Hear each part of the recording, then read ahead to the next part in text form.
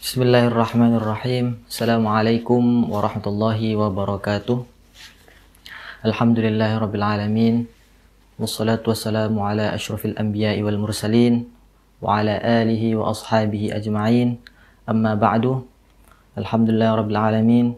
Yang pertama-tama marilah kita bersyukur kehadirat Allah Subhanahu wa taala yang telah memberikan kita berbagai macam nikmat, yang mana Allah telah menantang kita untuk menghitung beberapa nikmat yang telah Allah berikan kepada kita, dan Allah sendiri pun yang mengklaim bahwasannya kita tidak akan mampu untuk menghitungnya. Maka marilah kita selalu senantiasa memanjatkan syukur kita kehadirat Allah Subhanahu wa taala, yang mana insya Allah dalam beberapa pekan atau beberapa hari yang akan datang kita akan bersama-sama melaksanakan dan merayakan ibadah Idul Qurban yang sebelumnya didahului oleh ibadah haji bagi yang melaksanakan. Maka bagi yang tidak melaksanakan ibadah haji, Allah persembahkan bagi umat muslim yang lainnya untuk merayakan hari raya Idul Adha atau Idul Qurban. Kemudian salawat serta salam semoga selalu tercurahkan kepada baginda Nabi besar kita Nabi Muhammad sallallahu alaihi wasallam, yang mana dari beliaulah kita bisa merasakan indahnya Islam, indahnya iman dan ukhuwah Islamiyah, sehingga pada kesempatan kali ini para hadirin bisa mendengarkan nasihat, kemudian petikan hikmah yang akan saya sampaikan terkait Idul Adha. Hadirin pemirsa yang dirahmati oleh Allah Subhanahu wa taala, insyaallah pada kesempatan kali ini saya akan membahas sedikit tentang beberapa hikmah atau beberapa poin hikmah dari Idul Adha atau yang akrab dengan sebutan Idul Qurban. Idul Qurban. Qurban itu dalam bahasa Arab itu mushtaqun dari kalimat qarraba yuqarribu, atau yang artinya mendekatkan. Maka Idul Qurban itu adalah hari raya yang mana hari di dalamnya itu ada namanya ritual penyembelihan hewan kurban atau hewan bahimah, hewan ternak seperti kambing, sapi dan unta dan lain-lain. Dan itu dipersembahkan kepada Allah Subhanahu wa taala dalam rangka mendekatkan diri kepada Allah Subhanahu wa taala atas nikmat yang telah Allah berikan kepada kita. Maka dari itu hikmah yang bisa kita ambil dari hari raya Idul Qurban ini, poin yang pertama adalah kesyukuran atau rasa syukur. Jadi bagi yang dapat menjalankan Idul Qurban, maka itu adalah bentuk kesyukuran dia ke atas kehadirat Allah Subhanahu wa taala. Karena Allah telah memberikan berbagai macam nikmat, keluasan, kemudian harta dan keluarga dan lain-lain. Akhirnya pada hari Idul Qurban, pada hari raya Idul Adha ini, Allah memerintahkan dia bagi orang yang mampu untuk melaksanakan ibadah penyembelihan hewan kurban, maka barang siapa yang menjalankan itu, maka dia sudah melaksanakan perintah Allah Subhanahu wa taala. Bahkan Nabi SAW bersabda dalam hadisnya yang diriwayatkan oleh dari Abu Hurairah radhiyallahu anhu, "Man wajada sa'atan falam yudhhi fala yaqrabanna musallana." Nabi SAW mewanti-wanti bagi barang siapa yang mampu, bagi barang siapa saja yang mampu untuk melaksanakan atau ikut serta dalam berkurban dan belum berkurban, maka jangan sekali-kali mendekati masjid kami, jangan sekali-kali mendekati tempat ibadah kami. Artinya apa? Artinya adalah ibadah ini adalah ibadah yang sangat dianjurkan sekali bagi orang yang mampu. Akan tetapi apabila orang yang mampu tidak menjalankan, bukan berarti ini adalah ibadah yang wajib, bukan, akan tapi fadilahnya sangat besar sekali. Karena ini adalah bentuk kesyukuran atas nikmat yang Allah telah berikan kepadanya. Kemudian poin yang kedua adalah meningkatkan takwa. Jadi ibadah hari raya Idul Adha ini adalah momen untuk meningkatkan takwa. Karena dalam berkurban itu harta kita keluarkan, kemudian apa yang kita miliki kita keluarkan untuk dibagikan kepada masyarakat yang kurang mampu. Maka ketika kita melakukan ibadah kurban ini dengan penuh dengan keimanan, maka insya Allah takwa akan meningkat juga.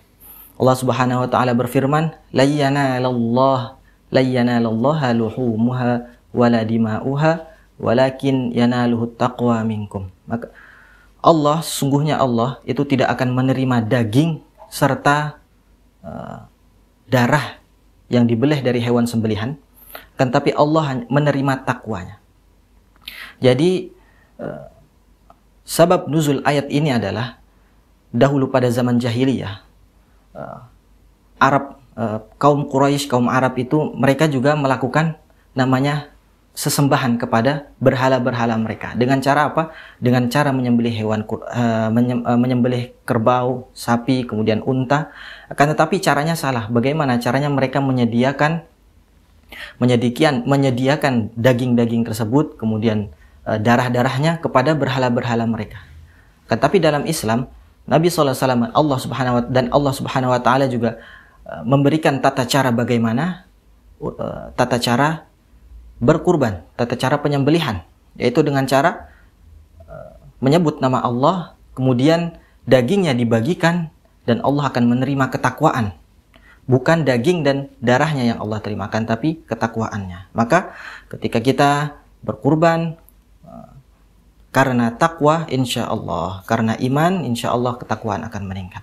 Kemudian poin yang ketiga adalah dengan kita sama-sama merayakan Hari Raya Idul Adha ini, kita bisa menghidupkan kembali. Kita menghidupkan kembali kisah Nabi Ibrahim dan mengenang kembali serta menteladani kisah Nabi Ibrahim serta Nabi Ismail, yang mana asal dan sebab disyariatkannya Hari Raya Idul Adha atau Idul Kurban. Kisah tersebut diabadikan oleh Allah Subhanahu wa taala dalam surat As-Saffat ayat 102 sampai 107. Yang intinya adalah singkat ceritanya adalah bahwasanya ketika itu Nabi Ibrahim, bayangkan Nabi Ibrahim yang sudah mengharapkan keturunan lama sekali, bertahun-tahun bahkan berpuluh-puluh tahun, ketika Allah berkehendak untuk memberikan keturunan kepada Nabi Ibrahim, Allah perintahkan untuk meninggalkan anaknya yaitu Ismail. Bayangkan, sudah bertahun-tahun dimintai, sudah bertahun-tahun diharapkan kehadirannya, kan tapi ketika sudah hadir, Allah perintahkan untuk berpisah sementara. Kemudian tidak sampai situ, Allah Subhanahu wa taala kemudian menguji selanjutnya dengan ujian berupa ar-ru'yah, yaitu berupa mimpi. Apa mimpi? Mimpinya bukan mimpi yang biasa saja, akan tapi mimpi itu mungkin kalau sekarang kita mimpi seperti itu, seperti tidak percaya. Yaitu menyembelih anaknya sendiri. Bayangkan, sudah bertahun-tahun diharapkan, kemudian diperintahkan untuk menjauh, kemudian dikasih mimpi lagi untuk menyembelih anaknya yang tadi diharapkan. Maka kita harus menteladani Nabi Ibrahim karena kesabarannya, karena ketaatannya, karena ketauhidannya. Mengapa beliau menerima begitu saja perintah Allah Subhanahu wa taala? Karena dalam hatinya sudah terpatri, yaitu tauhidullah, taat kepada Allah. Karena semua yang Allah perintahkan itu pasti ada hikmahnya dan pasti itu adalah yang terbaik untuk Nabi Ibrahim, untuk beliau dan anak sanak keluarganya.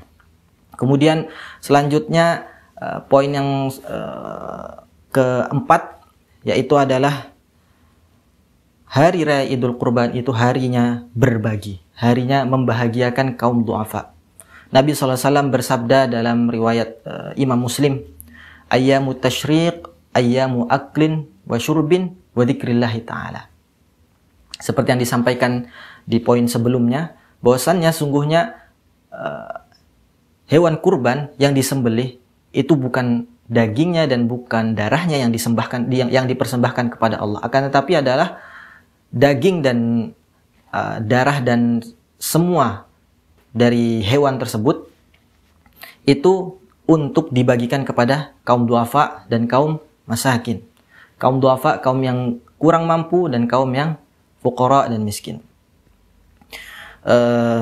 Maka dengan membagikan daging-daging tersebut itu bisa menambahkan kepedulian terhadap umat, menambahkan ikatan sosial, ikatan silaturahim, dan lebih menyempitkan kerenggangan sosial gitu.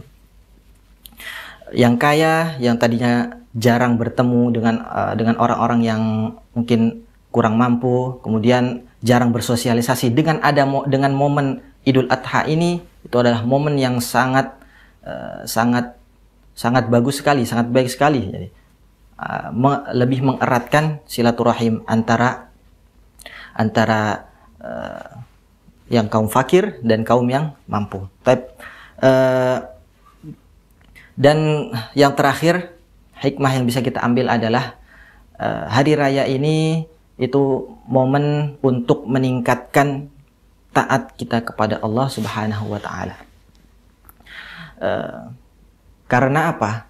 Karena taat itu bukan hanya sekedar melaksanakan sholat, kemudian melaksanakan puasa, kemudian menunaikan, membayar zakat dan lain-lain. Akan tetapi ada tambahan, yaitu adalah dengan mempersembahkan hewan kurban karena Allah Subhanahu wa taala. Dan taat di sini itu karena mengikuti ajaran Allah dan Rasulnya, seperti yang dicontohkan oleh Nabi Ibrahim alaihissalam, yang mana beliau mengorbankan anaknya. Kita ini, kalau dianalogikan, kita ini bagaikan Ibrahim, dan kemudian apa yang kita miliki adalah Ismail. Jadi kita dituntut atau diminta oleh Allah Subhanahu wa taala untuk mengorbankan Ismail kita. Contohnya apa Ismail kita? Harta kita. Apa Ismail kita? Jabatan, harta, kemudian keluarga dan lain-lain. Itu semua bukan milik kita, itu semua adalah milik Allah. Jadi bukan artinya kita diperintahkan untuk menyembelih, untuk memotong, untuk memutus. Bukan, tapi kita dituntut untuk melepaskan apa yang sebenarnya bukan milik kita. Gitu. Seberapa tegakah kita untuk melepaskan hal itu? Maka ketika kita sudah tega dan sudah tidak ada ikatan hati atau bisa melepaskan itu dengan mudah, insya Allah itu adalah salah satu bentuk ketaatan kita kepada Allah Subhanahu wa taala. Tapi mungkin hanya ini yang bisa saya sampaikan. Semoga kita di hari yang Adha ini menambah kesyukuran kita, menambah ketakwaan kita, dan kita dapat berkurban juga, dapat ikut serta berkurban di hari yang insya Allah penuh barakah ini, insya Allah. Assalamualaikum warahmatullahi wabarakatuh.